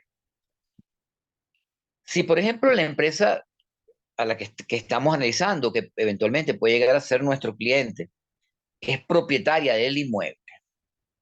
Aquí tenemos una característica que es bien interesante, muy intuitiva, que es la siguiente. La empresa, aunque necesita un inmueble donde habitar, sea un galpón, si es una industria, sea una oficina, si es una empresa de servicio, para operar realmente no tiene por qué ser propietaria del inmueble. La empresa puede estar en un local alquilado y podría estar alquilado a alguno de los socios. No hay nada, de hecho es bastante común. Uno de los socios de la empresa es propietario del inmueble y recibe un arrendamiento por ese concepto. En este caso, cuando nosotros vamos a valorar el patrimonio completo del grupo empresarial, al valor que obtuvimos por flujo de caja descontado, es decir, al valor basado en lo que los accionistas ganan efectivamente, a lo que los accionistas reciben en su bolsillo, que es el valor de la empresa como tal, de la actividad económica como tal, le debemos sumar el valor del inmueble basado en un peritaje inmobiliario. Uno podría preguntarse, ¿es el único caso? No, no es el único caso. El tema de la valoración de empresa es un tema bastante complejo, de hecho, es una especialización, posgrado, porque tiene muchas aristas. Por ejemplo, si una máquina o un conjunto de máquinas están detenidas, no están produciendo renta, supongamos que era una empresa muy grande, la empresa se ha vendido menos o producía algún determinado producto que ya no se vende, supongamos, no sé, brillantina, estoy inventando una tontería, pues esos equipos van a estar parados, lo cual no significa que valgan cero. Probablemente si producen productos obsoletos no tengan mucho valor en el mercado, pero algo tienen, así sea vendiéndolo como chatarra. Entonces, en este caso, el valor de estos equipos que no están produciendo renta se determina sobre la base de un peritaje. Apelemos nuevamente a la intuición. Si la valoración de una empresa está basada en la utilidad neta, después de impuestos y libre de pelo y paja, una máquina detenida, ¿qué renta produce? Cero. Entonces, teóricamente, si lo colocamos como parte de la empresa, la alícuota asociada a ese activo es cero. Una empresa parada, una empresa que no tenga producción ni venta, es una empresa que vale cero. ¿Significa que a nuestros efectos debemos tomar cero como valor? No. En este caso sí utilizamos un peritaje que determine el valor de las máquinas en el mercado secundario. Así de sencillo. Entonces, en forma muy resumida, y si existe la inquietud, pues estoy en total disposición de expandir esta charla y entrar en términos técnicos y matemáticos.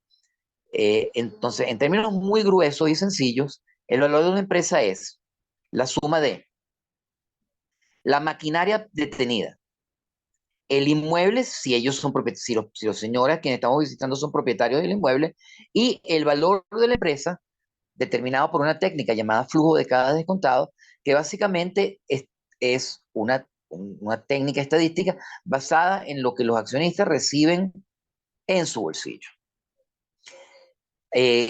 Dicho esto, y por supuesto siempre está la posibilidad que el área levante la mano para que haga una pregunta, me retrocedo y voy al tema del fideicomiso que también profundizó Carlos. ¿Qué pasa en este caso? ¿Dónde entra el fideicomiso en todo esto?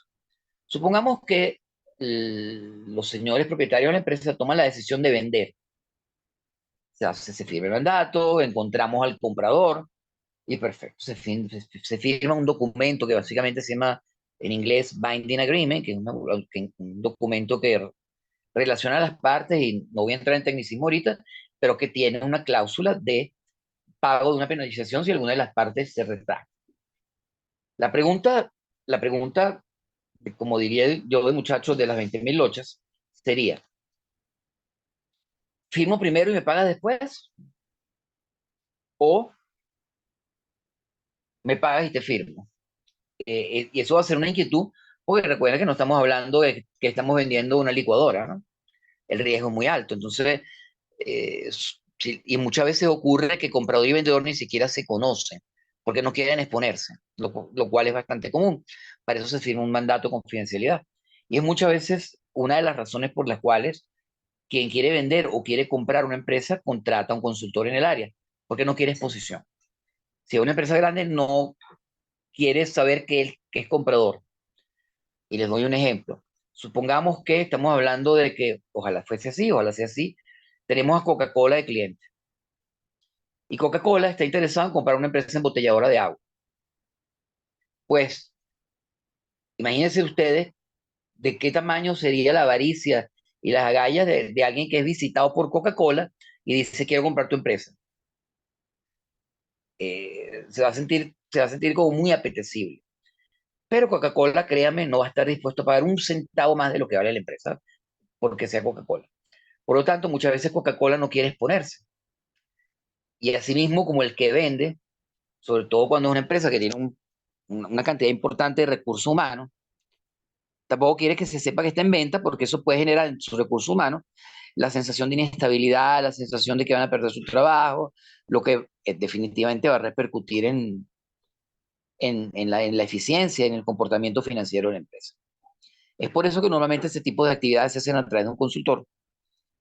Cuando estamos hablando de actividades de cierto tamaño, he señalado en más de una ocasión que si la empresa es muy pequeña no tiene sentido hacer corretaje de empresas en marcha, porque el trabajo es arduo, largo. Vender una empresa generalmente toma como mínimo año o año y medio, como mínimo. Entonces, realmente el valor de la empresa tiene que justificar ese año y medio en que nosotros los consultores pues vamos a tratar de hacer el corretaje.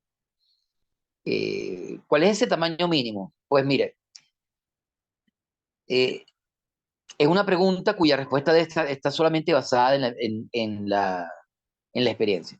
En definitiva, si la empresa vale menos de $1 millón, $1,5 millones, en general no tiene ningún sentido el corretaje de esa empresa. No hay relación esfuerzo-beneficio. Pero pudiera haber excepciones según lo apetecible y lo saludable que esté la empresa. Si la empresa tiene un comportamiento financiero muy claro, muy limpio, es muy rentable y consideramos que la podemos correr rápido, pues, y que hay un mercado de compradores, puede ser interesante hacer el esfuerzo. Pero, ese caso es extraño, porque generalmente las empresas que se ponen en venta son las empresas que están venidas a menos, que no son particularmente las empresas más eficientes que hay por ahí. En general, no deberían correrse empresas por debajo de $1 millón o $1,5 millones. Y si surge la pregunta, ¿y por arriba? Pues también depende, pero en general no está a nuestro alcance vender empresas por encima de los $15 millones. ¿Por qué? Porque estos 15 millones, cuando una empresa tiene esos tamaños, normalmente el gran actor es quien presta el dinero. No se pagan $15 millones de contado. O sea, no existe, te hago una transferencia de $15 millones. Normalmente lo que ocurre es que hay un financiamiento bancario. Y allí nosotros no participamos. Normalmente las empresas que dan el financiamiento también tienen un equipo de consultores capaz de venderla. Y nosotros allí no pintamos nada. Hace un rato señalaba que dónde entra el fideicomiso en esto. Pues no solamente por el hecho de saber quién paga y quién firma y quién firma y quién paga. Si se firma primero el traspaso de acciones y después se recibe el dinero, o si se recibe el dinero y después se firma. Hay un instrumento, un servicio más que un instrumento, que, digamos, no fue mencionado porque va a ser muy poco útil para nosotros y además, pues, lo contrata directamente las partes. Muchos deben haberlos escuchado, que es un escrow account. Un escrow account es básicamente un servicio que da el banco, en el cual el que debe pagar por la empresa le paga al banco y recibe el documento firmado. Una vez que tiene ambas condiciones de la compraventa de empresa en su mano, entonces le da la empresa al comprador y el dinero al vendedor. Así de sencillo. Pues eso es un caso sencillo cuando no hay necesidad de hacer auditorías, cuando lo que se conviene es que se va a pagar de una vez en un pago único, pero eso no es lo más usual. Lo usual es, primero, que el comprador, que si bien pudo haber analizado la empresa, todos sabemos que los estados financieros no necesariamente tienen por qué reflejar la verdad. Por un lado. Por otro lado, pues la desconfianza existe, lo sabemos, la confianza no se triangula. El hecho que yo como consultor le diga al vendedor y al comprador que el trabajo que hicimos es impecable y que no encontramos nada extraño en los estados financieros, pues eso lo puedo decir yo, que no soy el que voy a poner el dinero en la mesa. Cuando tengo que poner $5 millones sobre una mesa, caramba, eso da siempre un poquito de miedo. Existen procedimientos que se llaman auditoría forense que escapan a nuestro alcance, pero que podría ser que tengamos que subcontratar. Una auditoría forense es un procedimiento a través del cual se determina si si los estados financieros están forjados, si no se corresponde con la realidad, si hay robos directamente dentro de la empresa, etcétera, etcétera. En los casos en que ocurre este tipo de situaciones, donde quien compra se va involucrando poco a poco en la empresa, donde normalmente el vendedor designa un grupo que va a ser como una especie de, vamos a llamarlo comisión de transferencia, de grupo humano de transferencia, que es el que va a guiar a los nuevos propietarios de la empresa hasta que adquieran toda la ejecución, exige que los pagos sean parciales. ¿Cómo se garantizan esos pagos? Aún teniendo el dinero completo, con un fideicomiso. En este caso, se contrata un fideicomiso, todo el dinero de la compra de la empresa, y eso es lo usual en este caso, todo el dinero de la compra de la empresa no va al que la está vendiendo, no va al vendedor, sino que va a un fideicomiso y se va entregando al anterior propietario en la medida que se van cumpliendo un conjunto un conjunto de objetivos previamente establecidos en un contrato societario. Y bueno, entenderán que las posibilidades de ese contrato son infinitas, son muy grandes, pero eso es lo usual. Lo usual es que el nuevo dueño de la empresa se vaya involucrando con un pequeño equipo directivo que va a trabajar digamos, que va a trabajar en alianza con un equipo directivo del anterior dueño y se van empoderando de todas las áreas de la empresa, van haciendo las respectivas revisiones. Una empresa es algo muy complejo, van evaluando si realmente lo que registran los estados financieros se corresponde con la verdad, van haciendo todo el conjunto de auditorías y en la medida que esos objetivos se van logrando, el fideicomiso va pagando lo pautado en un contrato.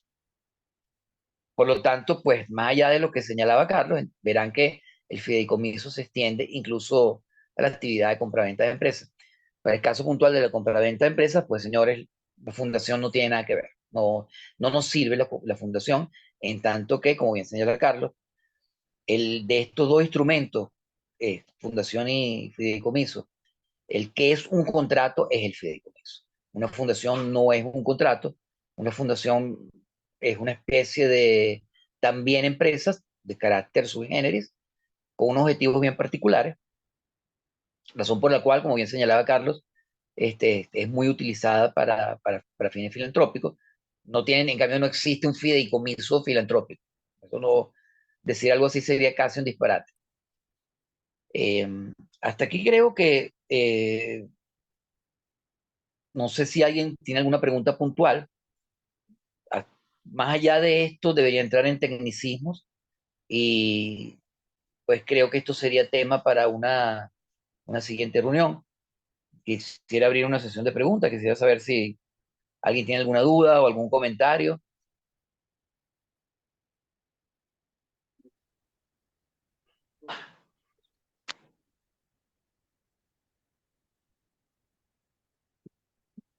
Por acá no, Walter.